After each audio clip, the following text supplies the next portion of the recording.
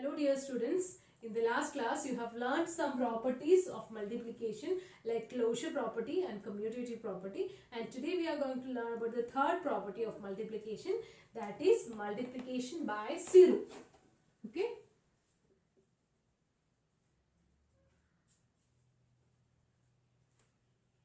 Multiplication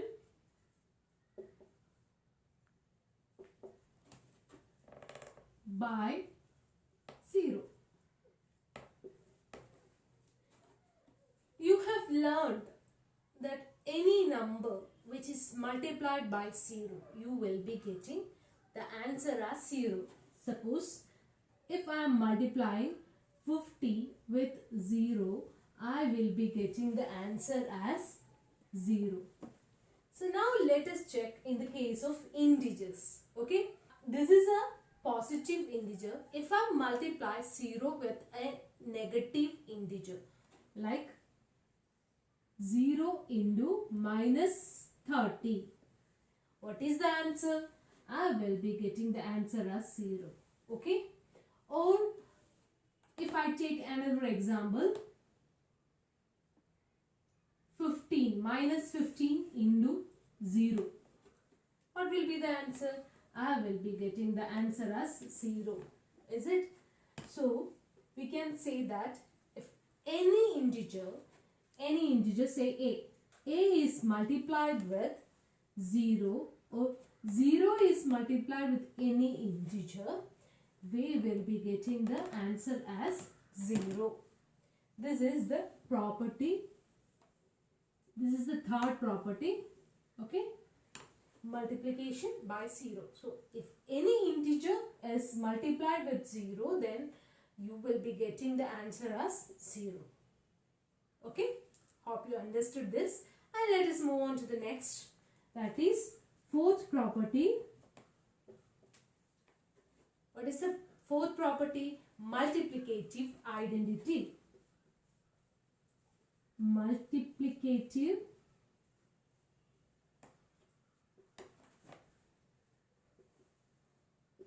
identity. Okay. We have already learned another term, that is additive identity. What it means? Additive identity. Which is the additive identity? Additive identity is 0. That means whenever an integer is added to 0, we will be getting the same number. But in this case, if you take 0 as multiplicative identity, as you have seen, when you multiply any number with 0, you will be getting the answer as 0. So 0 is not the multiplicative identity, but we have to get the same number. For getting the same number, with which number we have to multiply? We have to multiply the number with 1. Is it? So let us see that. Any number, I am taking a number minus 31. Okay. I am multiplying minus 31 with 1. What is the answer I am going to get? I will be getting minus 31 itself. So we can say that 1 is the multiplicative identity of minus 31. I will take another example, minus 58. When I multiply minus 58 with 1, I will be getting minus 58 itself. Is it?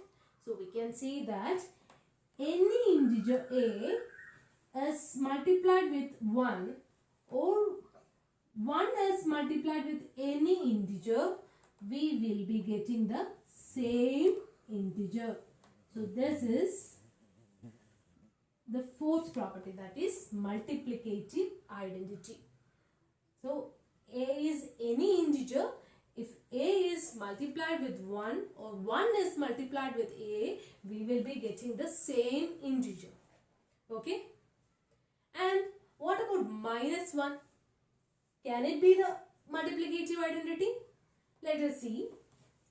I am multiplying the same number, minus 31 into minus 1. Is it?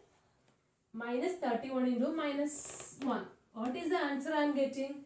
Minus of minus is plus, and 31 into 1 is 1. So I am getting plus 31 as the answer. Okay. And let me take another example. Minus 28 into minus 1.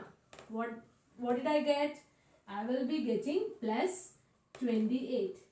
Here minus 31, and here I got, when I multiply it with minus 1, I got plus 31. And minus 31 and plus 31. What is that?